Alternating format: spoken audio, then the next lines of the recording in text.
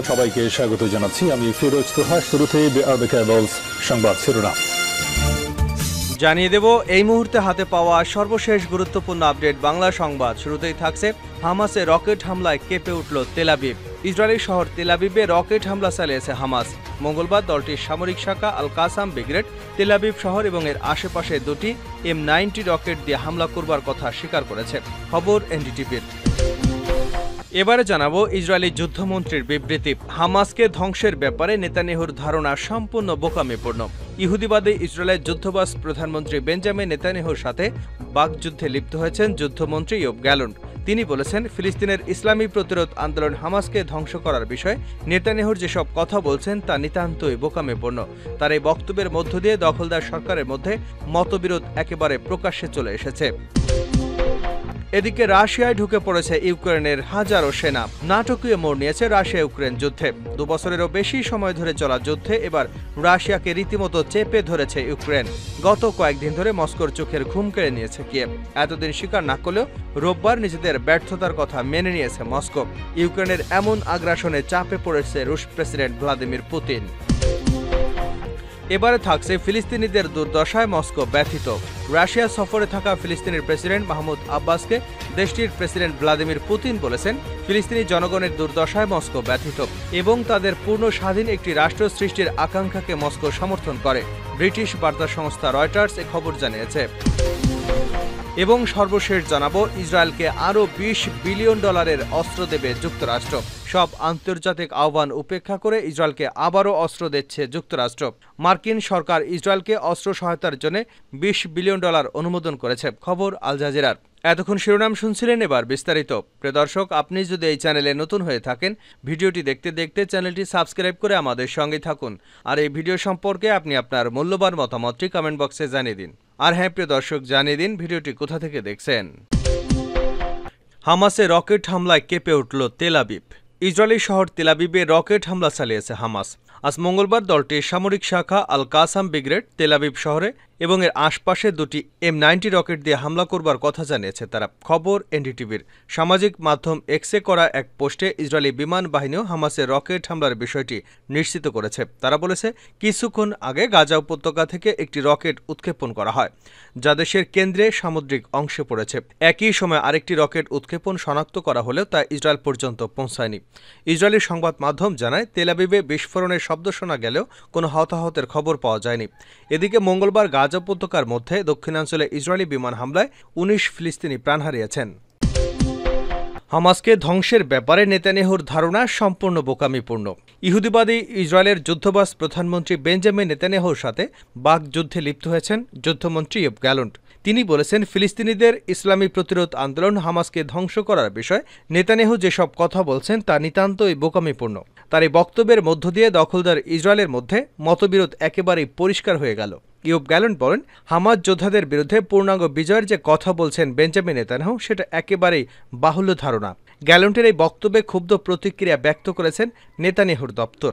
এক বিবৃতিতে বলা হয়েছে, ইসরায়েলি বিরোধী বক্তব্যের মধ্য দিয়ে ইয়োব গ্যালন্ট বন্দিমুক্তির বিষয়ে চুক্তিতে পৌঁছানোর সম্ভাবনাকে ক্ষতিগ্রস্ত করেছেন। এর 2 দিন আগে আমেরিকার পক্ষ থেকে গাজা যুদ্ধবিরতি এবং বন্দি বিনিময়ের বিষয়ে নতুন করে আলোচনা শুরু হতে যাচ্ছে বলে জানানো হয়। তবে হামাস বলছে, তারা এই আলোচনায় কোনো প্রতিনিধি দল পাঠাবে না। হামাস বলছে, যুদ্ধবিরতির আলোচনা নামে নেতানিয়াহু নিতান্তই সময় ক্ষেপণ করছেন এবং চুক্তিতে পৌঁছানোর ব্যাপারে তার মধ্যে কোনো সৎ প্রচেষ্টা নেই। রাশিয়ায় ঢুকে পড়েছে ইউক্রেনের হাজারো সেনা।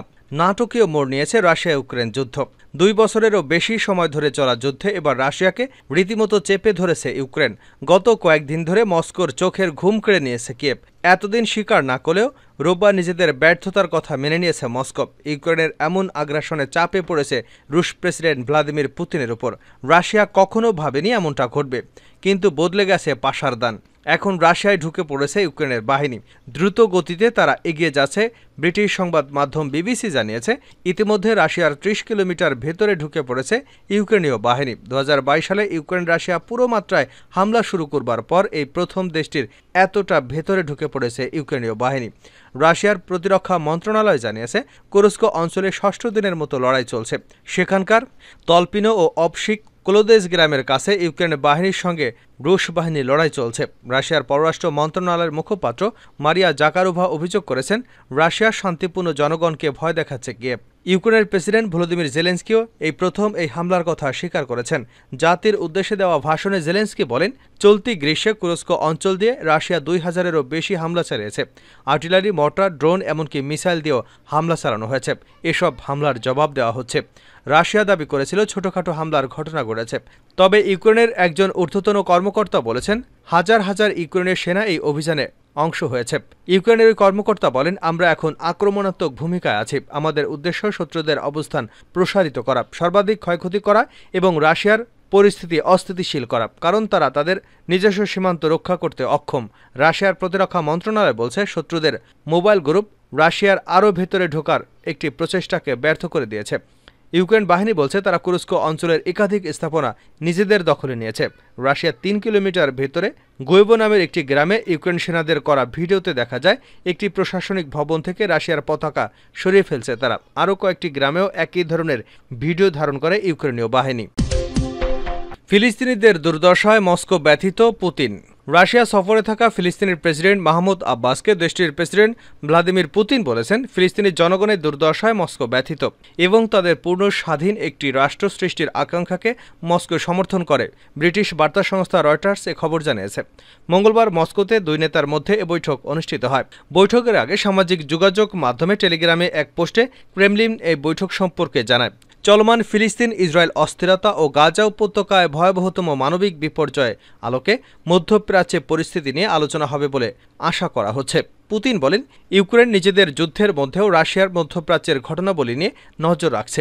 বৈঠক নিয়ে ক্রেমলিনের একটি বিবৃতি প্রকাশও করেছে। আব্বাসের সঙ্গে বৈঠকে পুতিন বলেছেন, সবাই ভালোভাবে জানে রাশিয়াকে দুঃখজনকভাবে হাতে অস্ত্র নিয়ে নিজেদের স্বার্থ এবং জনগণকে রক্ষা করতে হচ্ছে। কিন্তু মধ্যপ্রাচ্যে কি হচ্ছে, ফিলিস্তিনিদের কি হচ্ছে, সেটিও আমাদের নজর এড়িয়ে যাচ্ছে না। তিনি বলেন, আমরা খুবই বেদনা আর উদ্বেগ নিয়ে ফিলিস্তিনিদের নেমে আসা এবং মানবিক বিপর্যয়গুলো লক্ষ্য করছি। পুতিনের সঙ্গে বৈঠককালে আব্বাস বলেন, রাশিয়া ফিলিস্তিনি জনগণের সবচেয়ে প্রিয় বন্ধুদের একজন। আমরা আপনাদের বিশ্বাস করি, আপনাকে বিশ্বাস করি, আপনার সমর্থন অনুভব করতে পারে আমরা। ইসরায়েল গাজায় যেসব মানবতা বিরোধী কর্মকাণ্ড চালাচ্ছে তা বন্ধে জাতিসংঘ নিরাপত্তা পরিষদের 5 স্থায়ী সদস্যের একজন হিসেবে রাশিয়াকে ব্যবস্থা নেবার আহ্বান জানান আব্বাস। সোমবার এক রাষ্ট্রীয় সফরে রাশিয়ার রাজধানী মস্কোতে আসেন আব্বাস। বুধবার পর্যন্ত সেখানেই থাকার কথা রয়েছে তার। এরপর তুরস্কের প্রেসিডেন্ট রিসেপ তাইপ এরদোয়ানের সাথে আলোচনার উদ্দেশ্যে আঙ্কারায় সফর করবেন মাহমুদ আব্বাস। ইসরায়েলকে আরও $20 বিলিয়ন অস্ত্র দেবে যুক্তরাষ্ট্র। সব আন্তর্জাতিক আহ্বান উপেক্ষা করে ইসরায়েলকে আবারও অস্ত্র দিচ্ছে যুক্তরাষ্ট্র। মার্কিন সরকার ইসরায়েলকে অস্ত্র সহায়তার জন্য আরও $20 বিলিয়ন অনুমোদন করেছে। খবর আল জাজিরার। মার্কিন পররাষ্ট্র দপ্তর মঙ্গলবার ঘোষণা করেছে, মার্কিন পররাষ্ট্রমন্ত্রী অ্যান্টনি ব্লিংকেন অস্ত্র বিক্রির অনুমোদন দিয়েছে, যার মধ্যে tank, air crew, air two air missile, কয়েক ডজন যুদ্ধবিমান এবং নানা ধরনের যুদ্ধাস্ত্র রয়েছে। বিবৃতিতে তারা বলেছে, যুক্তরাষ্ট্র ইসরায়েলের নিরাপত্তার জন্য প্রতিশ্রুতিবদ্ধ। সামরিক শক্তি এবং আত্মরক্ষা সক্ষমতার বিকাশ ও প্রস্তুতি বজায় রাখতে ইসরায়েলকে সহায়তা করা মার্কিন জাতীয় স্বার্থের জন্য অত্যাবশ্যক। যুক্তরাষ্ট্র গাজায় যুদ্ধবিরতির কথা বলে আসছে। এজন্য ইসরায়েলের প্রধানমন্ত্রী বেঞ্জামিন নেতানিয়াহুকে প্রকাশ্যে ক্রমাগত আহ্বান জানাচ্ছে। এতে আন্তর্জাতিক মানবাধিকার সংগঠনগুলো গাজায় মানবিক সংকট সমাধানের আশা দেখছিল, কিন্তু ইসরায়েলি বাহিনী আন্তর্জাতিক আইন লঙ্ঘন করে গাজায় এবং অধিকৃত পশ্চিম তীরে হামলা জোরদার করেছে। চলতি সপ্তাহে তারা একটি স্কুলে হামলায় কয়েক শতাধিক নিরীহ ফিলিস্তিনিকে হত্যা করে। এর মধ্যে নতুন অস্ত্র পেতে যাচ্ছে দখলদাররা। এদিকে মার্কিন অস্ত্রে সজ্জিত হয়ে আরও মারমুখী হয়েছে ইসরায়েল। বাস্তুচ্যুত মানুষকে লক্ষ্য করে তারা হামলা চালাচ্ছে। প্রতি মুহূর্তে নতুন মৃত্যুর খবর আসছে।